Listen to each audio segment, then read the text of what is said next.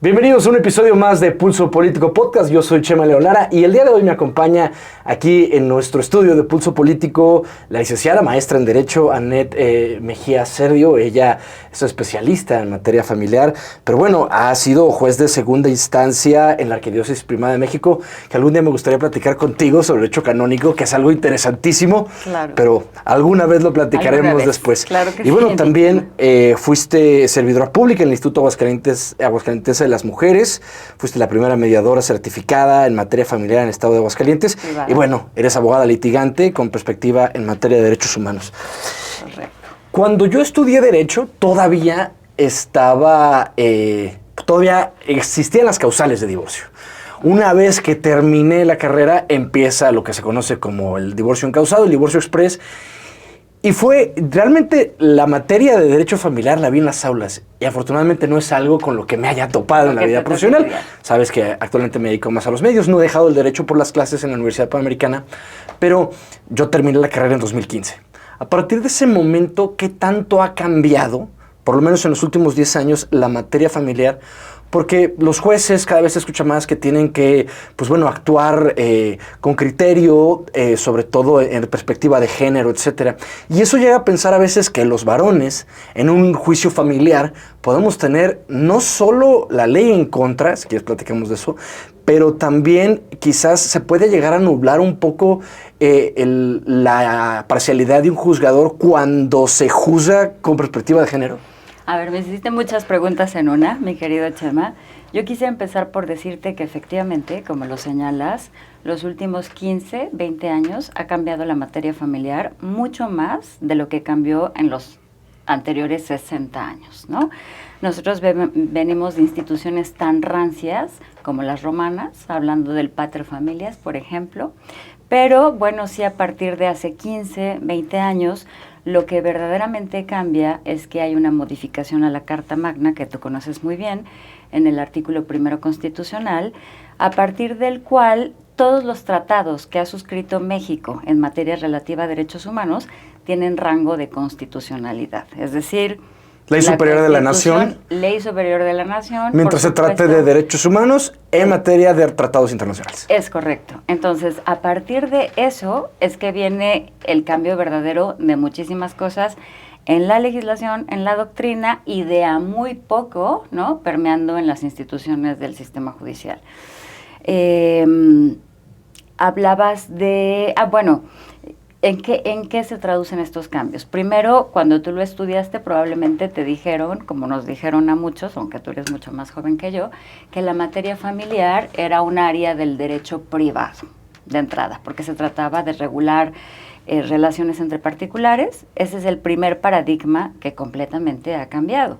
De hecho, hablamos de un principio del mínimo intervencionismo estatal, habida cuenta que el seno familiar pues, es lo más íntimo que tenemos los seres humanos.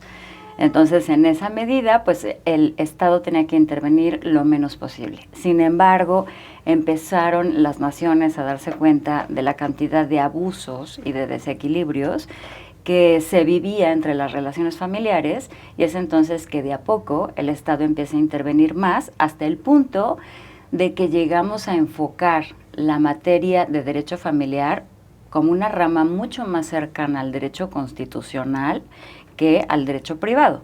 No quisiera llamarle derecho público por lo que entraña, ¿no?, pero pues sí es una cuestión que regula relaciones entre particulares, pero que tiene siempre como límite el orden público y el interés social.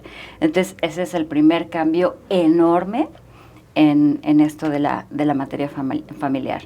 A partir de esto, de esta modificación en la Constitución en el 2011, en donde los tratados internacionales cobran supremacía, es que empieza a intentarse llevar a la práctica aquello que 20, quizá 30 años antes, los entonces presidentes de la República suscribieron, ¿no?, con la ratificación del Senado y cacarearon para tomarse fotos, sin que nadie en realidad considerara que eso iba a llegar a ser una norma vinculante para nuestro país.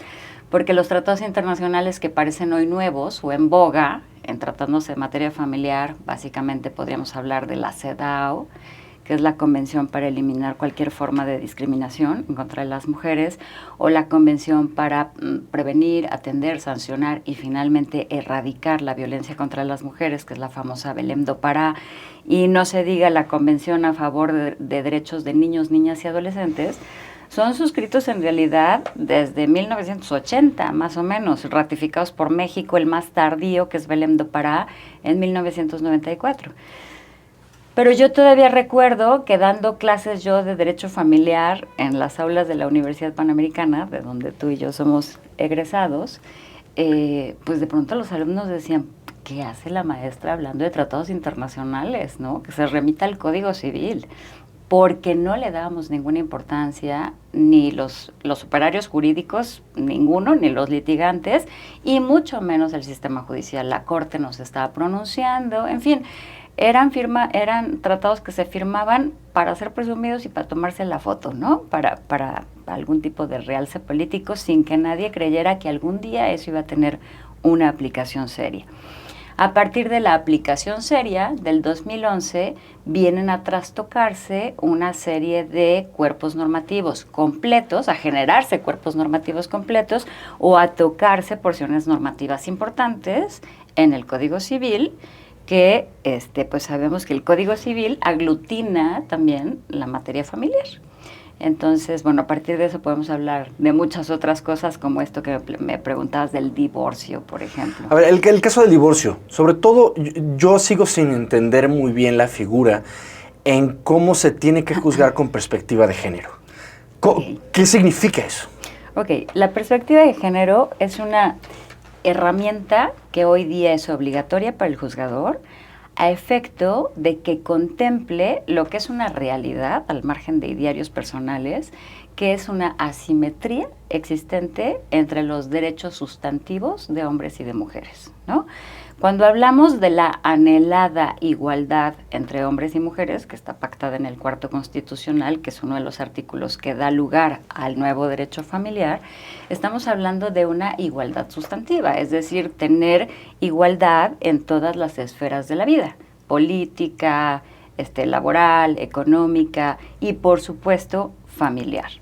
Entonces, sabemos que las mujeres vamos muchos años atrás, sobre todo íbamos cuando recién se incorporaron estos tratados a la legislación local, respecto de todos estos derechos, ¿no? Desde el punto de vista familiar, te pongo un ejemplo tan sencillo como el hecho de que hace 20 años una mujer casada por separación de bienes no podía ser administradora de sus bienes si estaba casada, ¿no?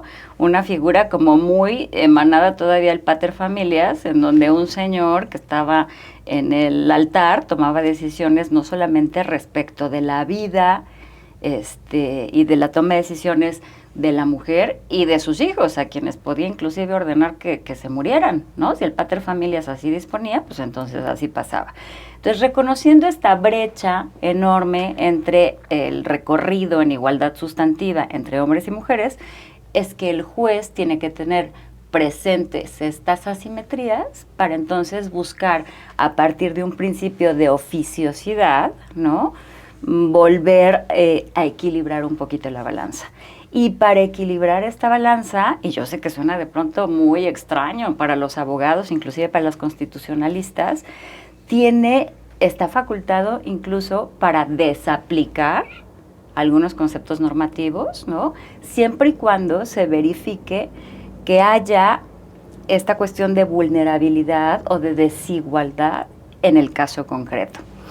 A ver, te voy a poner un ejemplo, ya que mencionaste tú el divorcio. Tú sabes que como parte de las nuevas figuras dentro de la disolución del matrimonio está la figura de la compensación, ¿no? La compensación es una figura que surge o que se brinda a aquellas personas, hombres o mujeres, pero en Latinoamérica el 90% de las personas de las que te hablo son mujeres, que se han dedicado al hogar, a la crianza, están casadas por separación de bienes, y esto ha provocado un desequilibrio patrimonial respecto de su cónyuge. El caso tradicional, en donde el varón sale a trabajar, a construir patrimonio, a hacer bienes, a comprar casas a su nombre, ¿no? Y la señora está cuidando a los hijos, la señora está cuidando que el señor tenga la camisa planchada, la comida a tiempo, etcétera, que en realidad pues es una colaboradora, está haciendo equipo para esa vida familiar. Y de pronto el varón decide divorciarse, hoy que existe el divorcio unilateral, y entonces sería una cosa tremendamente injusta que tomando el varón la decisión unilateral de divorciarse, pues la señora que nunca pudo trabajar ni generar un patrimonio, no le devenga esto en una situación de resarcimiento de daño, que es la figura de la compensación, ¿no? A ver, entonces, por ejemplo, ni siquiera historial crediticio. Porque si el varón lleva el control de las finanzas de la comunidad familiar y digamos que todas las cuentas bancarias, etcétera, están a nombre del varón, por supuesto. Una vez que concluye el vínculo matrimonial, pues la mujer Tienes una desventaja real y absoluta, porque a ver, no importa que tengas incluso una profesión. Tú sabes que si tienes una profesión que no has ejercido 30 años por estar casada, no importa que te presentes con tus cartas credenciales ahí a la solicitud de empleo, ¿no? ¿Está usted actualizada, señora? ¿Cuál fue su último ejercicio profesional? 1. 2, no tengo experiencia profesional, no tengo los medios para adquirir, porque no he generado un historial crediticio, porque todo eso formó parte del estereotipo del varón. Y es ahí, Chema, en donde yo quisiera dejar muy claro cuál es la diferencia entre el género y el sexo, que luego el auditorio se confunde y entonces dicen, es que ahora todo es a favor de las mujeres, ¿no? Yo estoy convencida de que esto tiene una razón de ser. Nosotros somos hombres o mujeres en razón de la biología, ¿no? Las mujeres pueden naturalmente, por su biología, concebir, embarazarse, gestar, lactar, menstruar. Eso es en razón de su biología. Los varones, en razón de su biología, fecundan, ¿no? En razón de su biología, tienen a lo mejor mayor fuerza física. Esas son cuestiones muy propias del sexo que corresponden a la biología. Cuando el derecho habla de la perspectiva de género, está hablando de una categoría mucho más propia de la sociología que de la biología. ¿Qué quiere decir eso?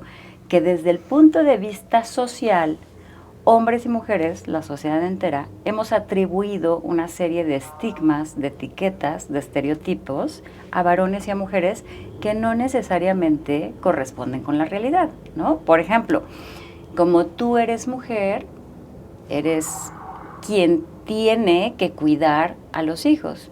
Híjole, hoy vivimos una situación económica tan difícil que hombres y mujeres estamos en la misma lucha, ¿eh?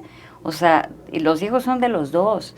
Entonces, no es cierto que porque yo soy la mujer tengo necesariamente que dedicarme particularmente a la crianza. No es cierto que porque tú eres el varón tienes que ser el único dedicado a la proveeduría. También es una carga desproporcionada para ti como varón. Entonces, la perspectiva de género es el hecho de que frente a una circunstancia de asimetría que en la narrativa que se presente a una demanda al juzgador, pueda este juzgador analizar con esta herramienta la manera de buscar el equilibrio entre las partes.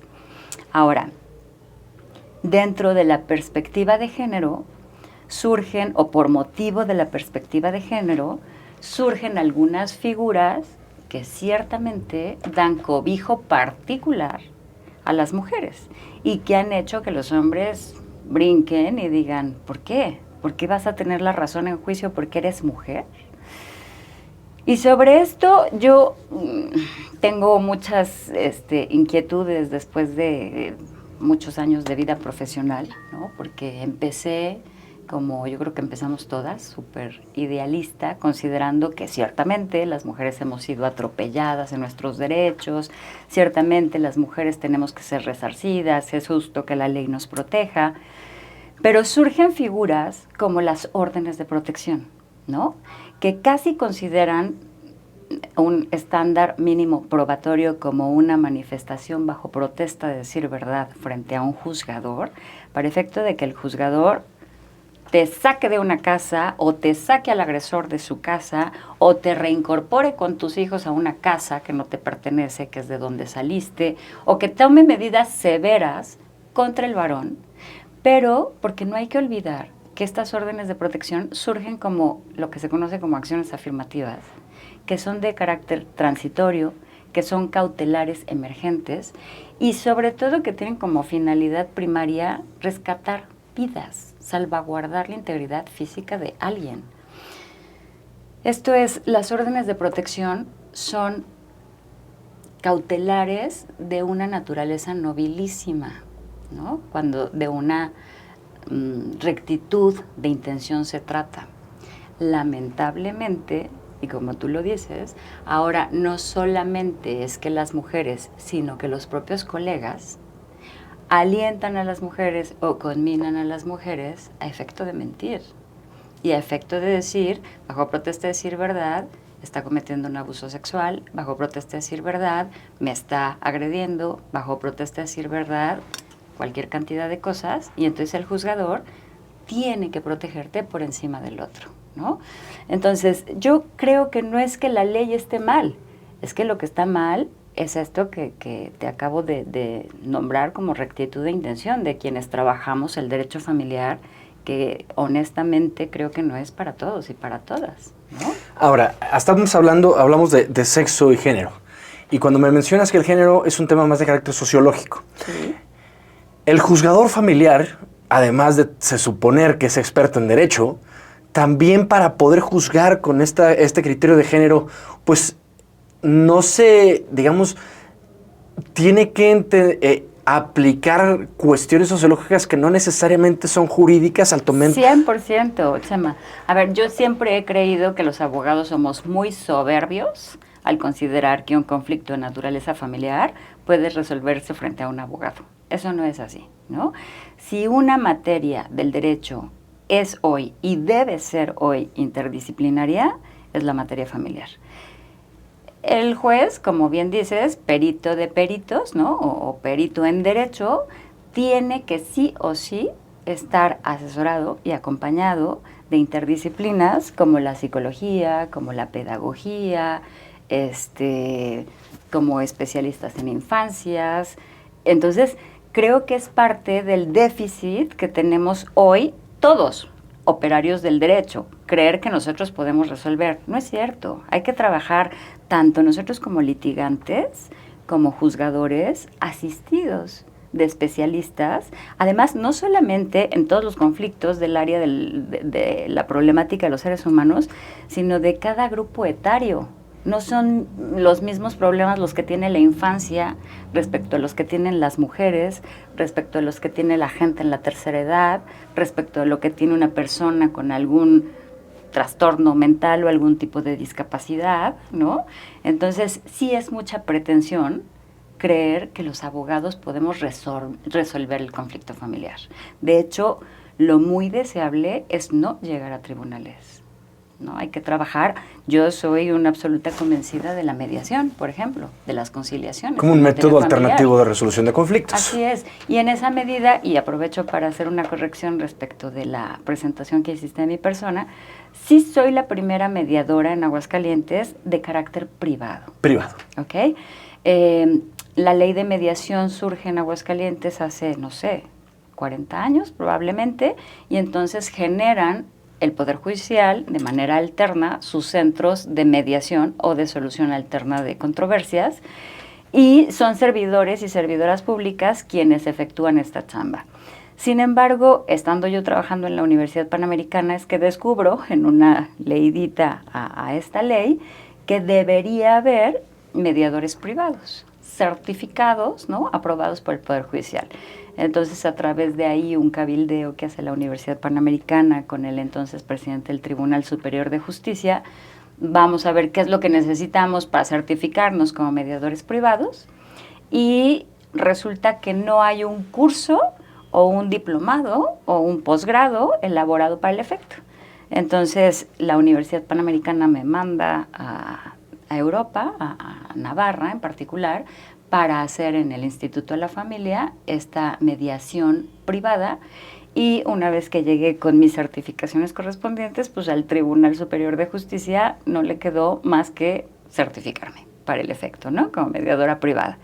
Y a partir de eso es que el Poder Judicial empezó a hacer sus propios cursos y ahora cuando alguien quiere certificarse tiene que pasar, no sé, 4 días en una serie de cursos con el Poder Judicial para estos efectos. A ver, entonces es una cuestión entre particulares, pero finalmente al llegar a un acuerdo, eso tiene que terminar siendo por una sentencia, es decir, el mediador llega y presenta el caso directamente al juzgado, o cómo se le da peso jurídico. No, el Centro de Mediación del Poder Judicial y los mediadores certificados privados tienen facultad por ley para efecto de celebrar un convenio. Una vez que este convenio está celebrado, pasarse frente, ya seas mediador privado o público, hay que pasarlo frente a la directora del Centro de Mediación del Poder Judicial.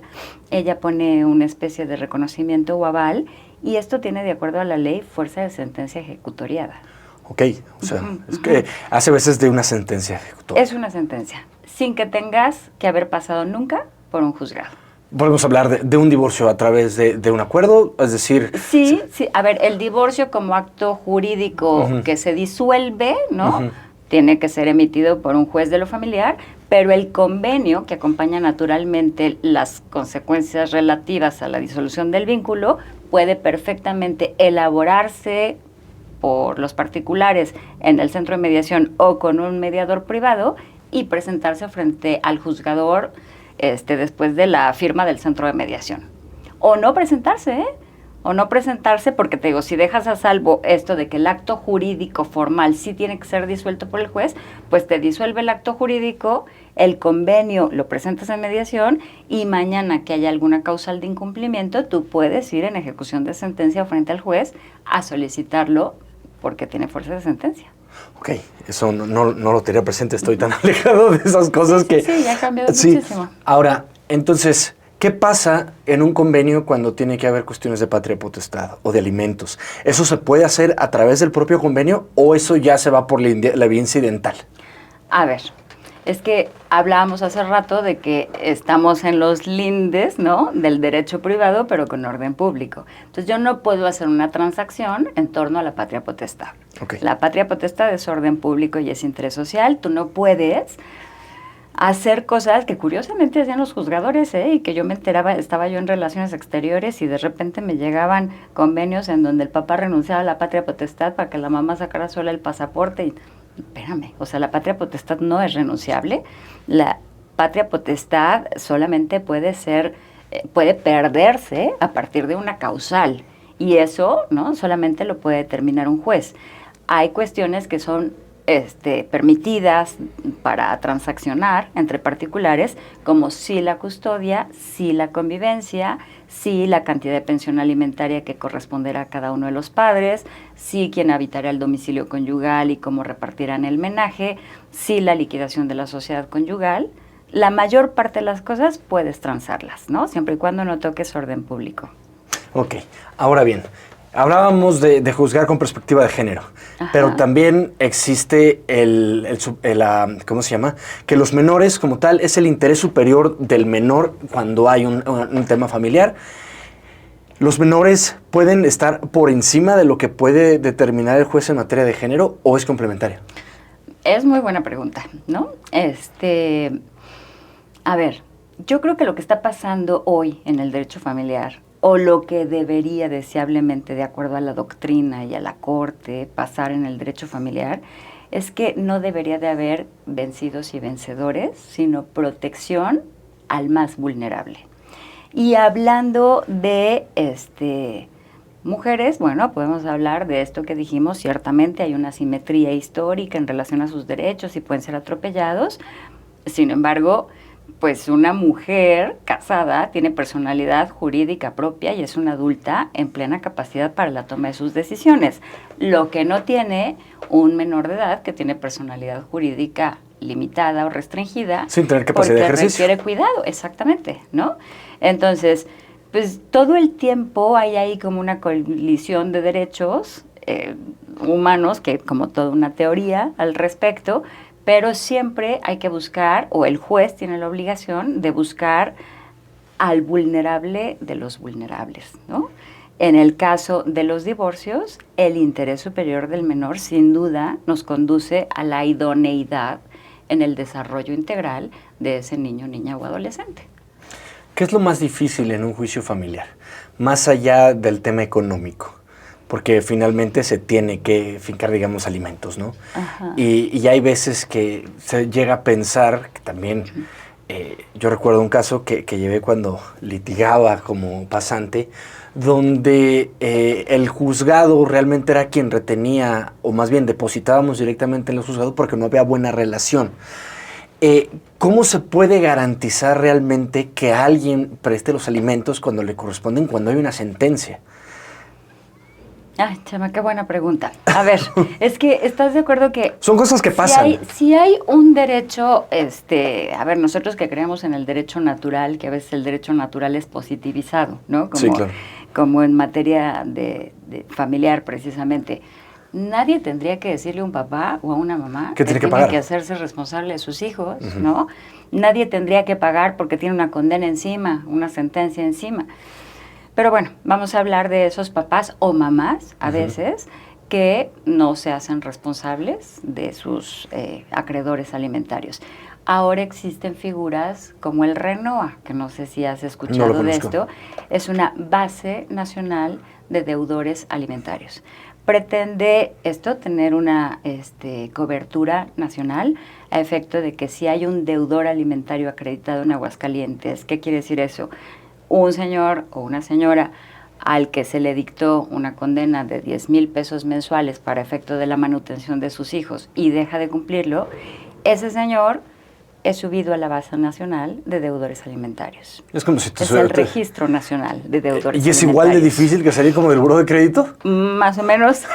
Aquí pagas, a ver, en el buró de crédito creo que tardan 5 años o 10 años después de que pagas, ¿no? Aquí pagas y la complicación de esto es que quedas todo el tiempo en el buró, en el registro nacional de deudores y te suben o te bajan según se vaya anunciando en el expediente que vas cumpliendo o no. Pero ¿cada cuánto se actualiza? Cada vez que la señora mueve el juicio, ¿no? Que eso es terrible. Ahora, el Registro Nacional de Deudores Alimentarios tiene como gracia, que nunca es una gracia esto, pero bueno, como candado, el hecho de que una vez que estás en el Registro Nacional, ese registro nacional tiene la obligación, pero eso lo regula cada estado y no todos los estados están también regulados, entre ellos Aguascalientes, que una vez que estás en esa base de datos como deudor, ahorita en mora, tendría que avisar a Migración para que tú no puedas salir del país, a la Secretaría de la que otorga las licencias para que no te otorguen una licencia, a las notarías públicas para que tú no puedas tirar una escritura, ¿no? Es terrible decirlo así, pero la intención es exponerte. A ver, algunos de los casos, por ejemplo, que conozco aquí en Aguascalientes, es que si eres deudor alimentario no puedes participar como candidato a algún cargo de elección popular. Por supuesto. Que es el tipo de cosas que dudo mucho que estén sucediendo realmente, ¿no?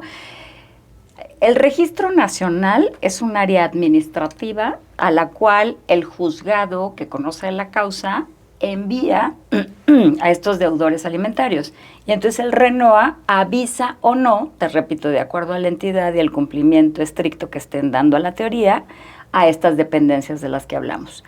Yo creo, porque he visto algunos casos, dudo mucho pues que en el Instituto Estatal Electoral estén realmente llevando a cabo esto, ¿no? Que sería, a ver, me parece, yo no vengo a hablar aquí de política y menos contigo, que eres un experto, pero me parece... Pulso político, bienvenida, muchas por supuesto. Gracias.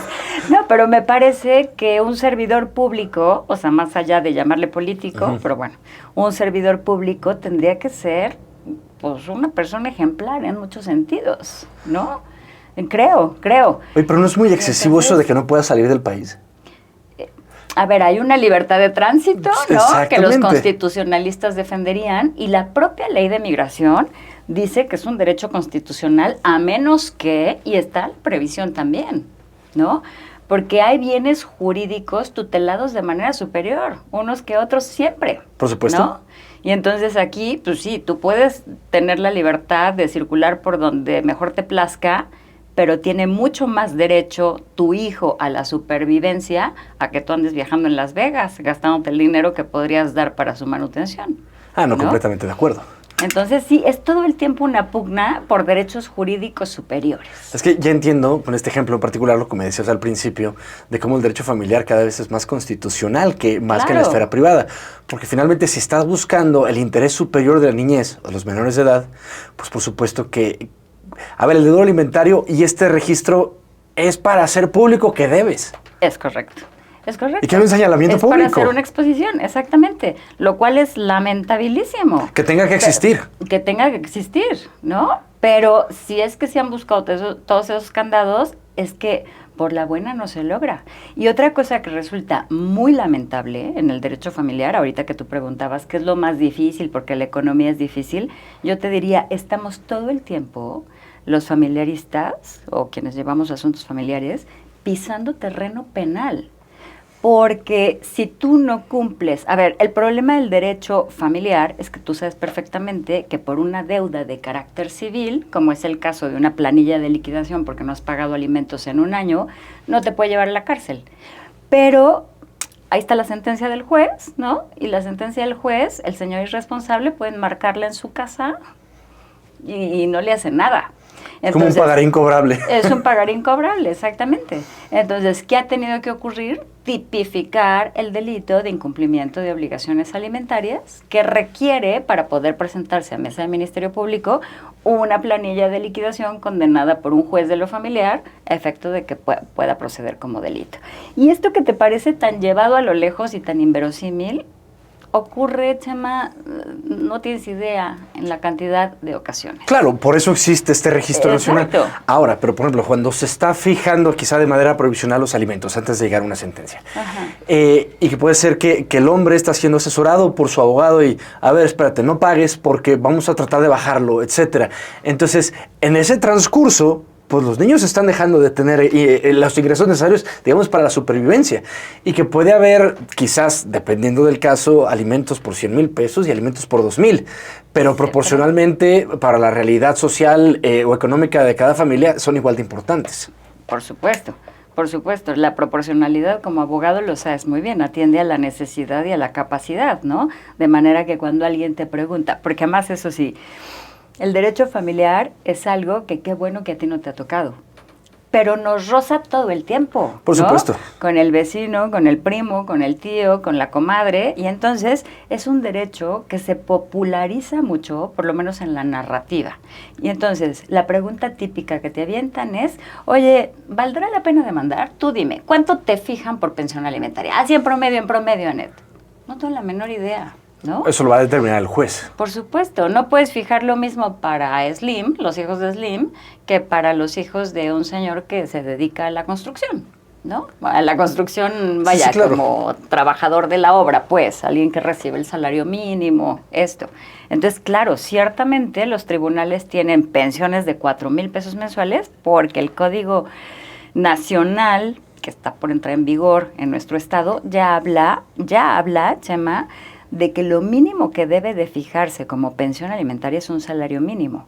Y con los incrementos que tenemos en el salario mínimo estamos hablando de 9,000 pesos más o menos. Entonces, yo espero que tengan que erradicarse las pensiones de 2,000 pesos, porque si bien podemos toparnos con alguien que no tenga un trabajo, bueno, pues el juez también tendría que considerar la edad de ese varón, la salud de ese varón, la plenitud de facultades de ese varón y dejar de tener pensiones de 2,000 pesos. Y si alguien no tiene trabajo, pues entonces que se ponga a trabajar, porque también es increíble, pero hay hombres que dejan de trabajar para no tener que dar pensión, ¿no? Yo sé que para hombres súper responsables como tú, esto como que no te cabe en la cabeza. Entonces, lo que es muy fácil repetir allá afuera es que como eres mujer, llevas las de ganar en juicio. No, esto que te estoy platicando se llama violencia económica. Porque no solamente se le estás aplicando a tu hijito, a quien dejas de brindarle manutención, sino la mamá ve cómo lo saca adelante porque ve cómo lo saca adelante. O sea, el señor se va y la señora no importa cuántas chambas tenga que hacer, ¿no? Para proporcionar las necesidades básicas de su hijo. Entonces, por supuesto, ese descuido al menor redunda en una violencia económica para la madre. Entonces, si lo empezamos a platicar así de a poco, empiezas a comprender por qué la ley ha tenido que volverse tan protectora de los derechos de las mujeres, justificadamente en muchos casos. He escuchado hablar del concepto de violencia vicaria. ¿Qué es eso? La violencia vicaria supone que sea a través de un tercero que se busque infligir un daño en la mujer. Caso típico, los hijos, otra vez.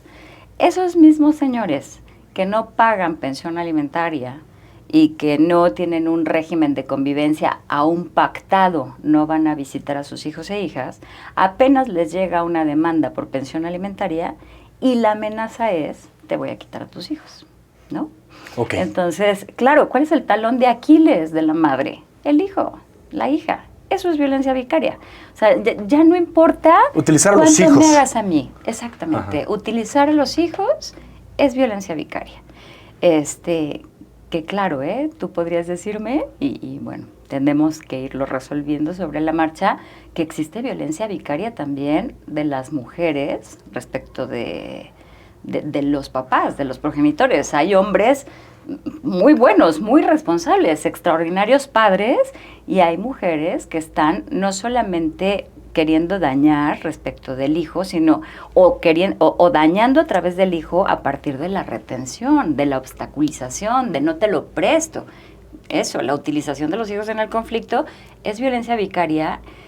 Y aplica para ambos lados. Hoy se reconoce como una cuestión de género y la Corte ha dicho la violencia vicaria es un término dirigido a favorecer a las mujeres.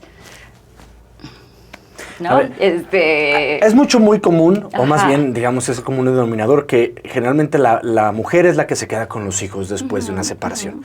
Conozco casos donde ha sido contrario, que el padre se queda con los niños. ¿Cómo se llega a determinar de manera, digamos, sencilla? Por supuesto que hay que llevar peritos, temas psicológicos. ¿El juez en qué criterio va a determinar diciendo, es que está mejor que estén con papá o que estén con mamá?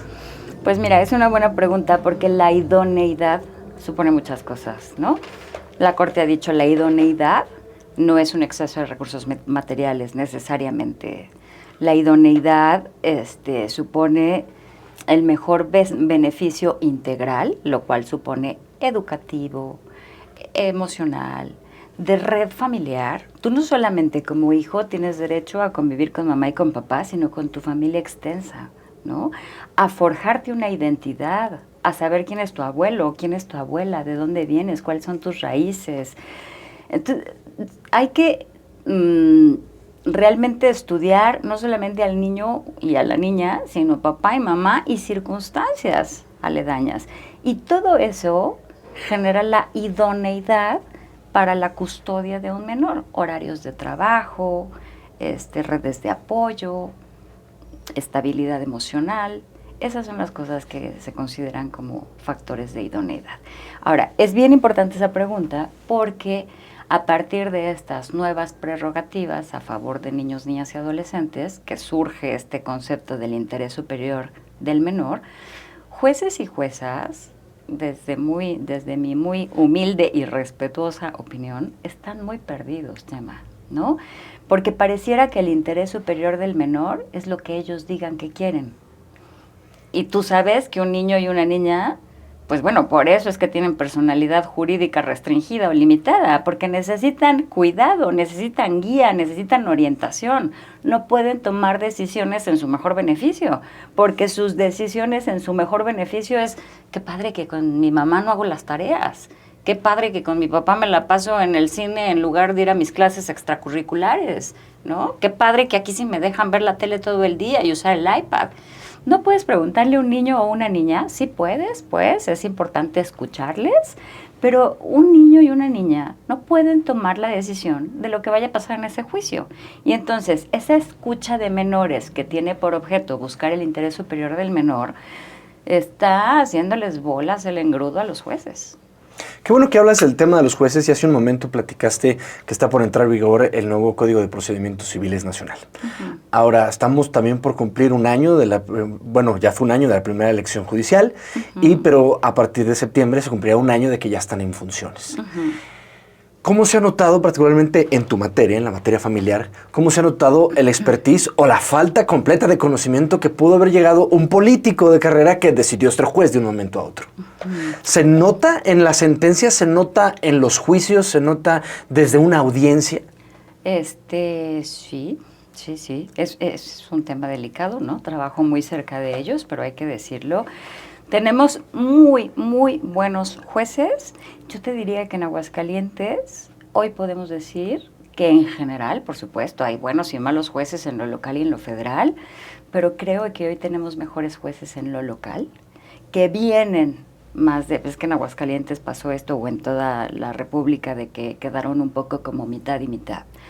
Nosotros tenemos 6 jueces de lo familiar, que en realidad se convierten en 4, porque una está dedicada a órdenes de protección y a divorcios por mutuo consentimiento, y otra a sucesiones y medidas de salvaguarda, lo que era la interdicción, ¿no?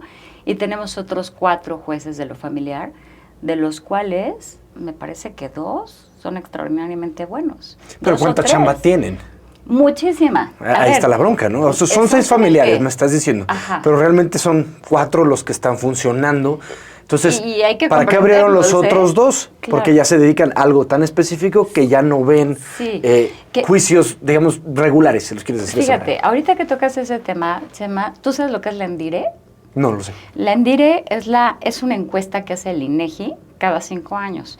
Es encuesta nacional sobre la dinámica de los hogares. Entonces nos arroja la estadística en torno a todas las cuestiones relativas a la familia, entre otras los procesos que a partir de la familia llegan a ser judicializados. Entonces, si del 100% de las materias que llegan a ser jurisdiccionalizadas o sometidas al conocimiento judicial, te estoy hablando de la mercantil, de la laboral, de la penal, de la administrativa, de la corporativa, de la agraria, entre otras que me vengan a la cabeza. ¿Qué porcentaje crees que es materia familiar del 100%? A ver, yo me atrevería a decir quizá un 60%. Bueno, tú te me fuiste muy lejos. Es el 42%. 42%. Es el 42%, pero eso quiere decir que te mencioné otras 6 materias que no son derecho familiar y que son el 9%, el 8% y el 40% de la totalidad de los asuntos judicializados en el país son materia familiar. Entonces no puedes tener 6 jueces, ¿no? O sea, es una locura. Se requiere mucha más conciencia para generar mucho más presupuesto, para que jueces y juezas puedan tener la capacidad de las exigencias y la complejidad que está suponiendo hoy esta materia. Entonces, no todo puedo decirlo tan fácil, ¿no? Como, qué malos jueces. A ver, sí tenemos algunos jueces que son de verdad muy sensibles, de verdad muy comprometidos y muy buenos técnicos y están entendiendo el espíritu de la materia. Hay otros que no, que como dices vienen de alguna oficina en donde pues le entraron al sorteo y quedaron y eso sí es lamentable en una materia como estas, igual que en el resto, pero aquí creo que más. Pero además el rezago verdaderamente es que no te permite de manera humana involucrarte de la manera que tendrías que hacerlo, ¿no? Y creo que hay poca conciencia en lo político. A ver, y el tema de medidas cautelares, por ejemplo, que muchas veces tienen que ser prácticamente inmediatas. Sí, claro. Y si el juez tiene tanta chamba, ¿qué pasa? Pobres, por eso hay un juzgado, que es el quinto de lo familiar, dedicado a la emisión de cautelares, que se tienen que dictar en 24 horas. Entonces... ¿Pero cómo funciona? ¿Es un expediente alterno al que se está llevando en un juzgado familiar? A ver, las órdenes de protección podrían estar incorporadas en un expediente, Ajá. ¿no? Si está un juzgado contextualizado y conociendo de una familia en conflicto, bueno, pues tú puedes pedir ahí tu orden de protección y tienes las mismas 24 horas para que sea dictado. No importa que el juez esté en su casa, hay que llamarle y hay que decirle tiene que salir hoy en 24 horas, ¿no? Pero la ley no exige que sean parte de un expediente. O sea, no tienen que ser accesorios a una cuestión principal, pueden ser absolutamente autónomas. Entonces, no estoy preparada, no tengo el dinero, no cuento con la orientación legal todavía, lo que sea, pero el juzgado quinto de lo familiar me recibe aún de manera verbal, ¿no?, a una señora que llegue corriendo a pedir su orden de protección y, te repito, con su manifestación bajo protesta, decir verdad, le otorgan una medida Algo de completamente protección. unilateral. Algo completamente unilateral. El juez tiene que confiar que las personas están diciendo la verdad. Es correcto. Y entonces... Pues que generan una cantidad de injusticias impresionantes a través de eso. Es muy injusto. La injusticia por sí misma genera siempre indignación, pero creo que nos la genera más, Chema, aquellas que picamos piedra muy duro para que se protegiera la vida de unas mujeres que podían ser asesinadas al llegar a su casa, ¿no? Claro. Tú leías por ahí que fui parte del Instituto Aguascalentense de las Mujeres y justo dirigía los CAPIPs, que son los Centros de Atención y Prevención Integral contra la Violencia en la totalidad de los municipios del estado. Y bueno, eran mujeres que de verdad tú decías, es que si las dejo regresar a su casa las van a matar. O sea, casos bien particulares. Casos muy particulares.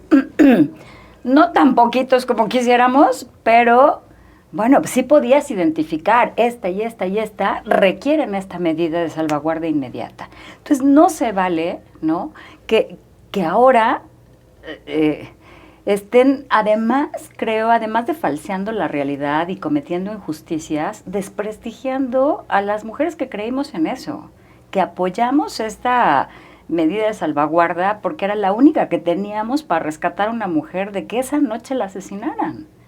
No se vale.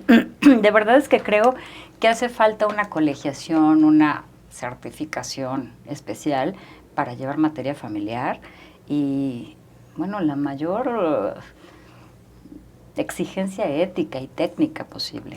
Que justo acabas de dar clave en el punto, a ver, la comparación con los litigantes en los Estados Unidos que hacen examen de la barra y que es independiente del gobierno. O sea, son los colegios de abogados independientes los que te certifican para que puedas ejercer el derecho.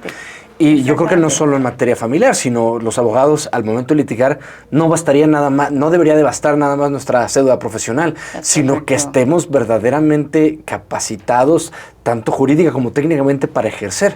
Pero ahora que lo dices de derecho familiar, me hace mucho más sentido que eso debería ser mucho más urgente. Sí, claro. No nada más estamos tratando con un conflicto, sino que estamos tratando con la dignidad de las personas, ¿no? Con la dignidad de las personas, con derechos humanos fundamentales. Estamos tratando con una materia muy delicada, como para que se repita lo que yo escuchaba, y probablemente te tocó a ti también, decir de grandes civilistas, ¿no? Y contestaban muy airadamente que no llevaban familia, pero quien puede lo más, puede lo menos. Entonces, si ellos eran civilistas, podían llevar familiar. Lo de menos era llevar familiar, ¿no? Uh-huh. Híjole, pues a mí me parece que es una concepción hasta agresiva de las cosas, porque además nos llenamos la boca, todos como seres humanos, diciendo que no hay nada más importante que tengamos en la vida que nuestra familia. Pero cuando se trata de materia familiar, es lo de menos, ¿no? Porque primero hay que proteger el patrimonio. Okay. Que las relaciones familiares o las relaciones de parentesco, o las relaciones filiales o las relaciones conyugales. Entonces, creo que no estamos siendo muy consistentes ni como sociedad, ni como operadores, ¿no? Y me refiero a jueces, juezas, litigantes, que nos atrevemos a tocar base en la materia familiar. Hay que ser más consistentes. ¿Qué se espera ahora con el nuevo Código de Procedimientos Civiles a nivel nacional? ¿Qué va a cambiar? ¿Cuáles son los retos, no solo para los juzgadores, sino también para los litigantes? ¿Van a cambiar mucho las reglas? ¿Cómo va a cambiar la percepción de llevar un juicio? Claro. A ver, yo creo que el código tiene algunos beneficios importantes. Yo sigo creyendo en la idea de la autonomía legislativa del derecho familiar. Sigo creyendo, pero bueno, creo que el Código Nacional, que regula la materia civil y la materia familiar, ya es una buena ventaja porque sí hace particularidades muy específicas y excepciones muy claras de la materia civil respecto a la materia familiar, que hoy no lo tenemos procesalmente, ¿no? Entonces, eso ya es muy bueno. Otra cosa que es maravillosa es la oralidad. Creo que el hecho de que haya una custodia de por medio y un papá sin ver a sus hijos o una mamá sin recibir una manutención y que te lleven a juicio 3 años, poco resuelve las cosas y sigue mermando lazos entre hijos y padres, por hablar de filiación, ¿no? Entonces la oralidad le dará mucha más celeridad a las cosas y el principio de inmediatez me parece también fundamental, que no sea el secretario A, B o C el que dicte según le caiga en las manos ese día el expediente, sino que el juez tenga, y a ver qué tanto se logra por el rezago del que hablamos, este contacto directo con las cosas, que lo sienta de primera mano, ¿no? Y bueno, yo creo que una buena narrativa, una buena locución por parte de los abogados, que será un desafío para nosotros, será como muy importante. Lo que me preocupa es que eso entre a la práctica de verdad cuando debería de entrar. Me parece que Aguascalientes tenía programado el 2027 para la entrada en vigor, pero hoy día, Chema, no sabemos ni siquiera en dónde van a quedar los tribunales familiares. No sé si sabes, pero los tribunales familiares estaban tradicionalmente donde está Héroe de Nacosari. El Palacio de Justicia, Ajá. sí. Se fueron, por razones de espacio, a la salida a Calvillo. Uh-huh. Resultó una muy mala idea porque las vías son vías rápidas, piensa que hay niños, niñas, personas de la tercera edad cruzando, no hay un puente peatonal, etcétera. Pero en todos estos meses que estuvieron allá los tribunales, se hicieron de la infraestructura para los juicios de oralidad, exactamente. Y ahora resulta que ya no fue funcional estar allá, que quién sabe a dónde nos vamos ahora. Yo no lo tengo cierto, seguramente el Poder Judicial sí, pero de los propios funcionarios yo he oído que está comprometida esta idea de si vamos a tener la tecnología necesaria para la introducción verdadera y práctica del Código Nacional de Procedimientos, ¿no? Entonces, jueces nuevos, sistema nuevo, tecnología a la mitad.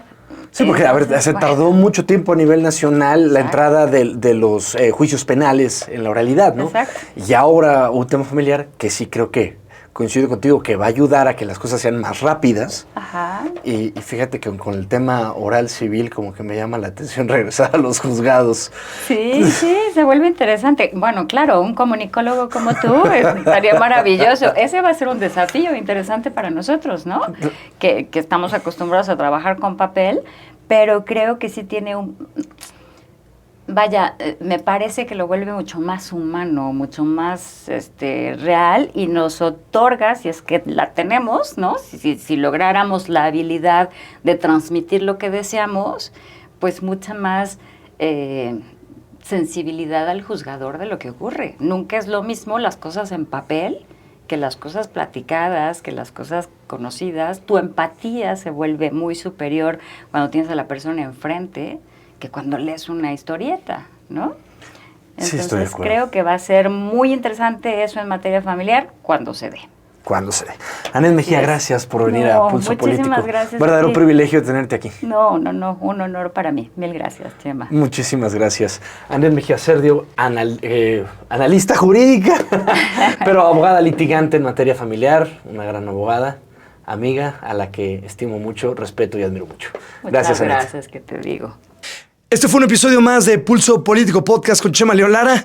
Les invito a seguirnos en redes sociales. Estamos en Facebook, en Spotify y en YouTube, así como Pulso Político Podcast con Chema León Lara. Les invito a dar me gusta, a seguir y a comentar. Nos vemos y nos escuchamos la próxima semana. Sean felices.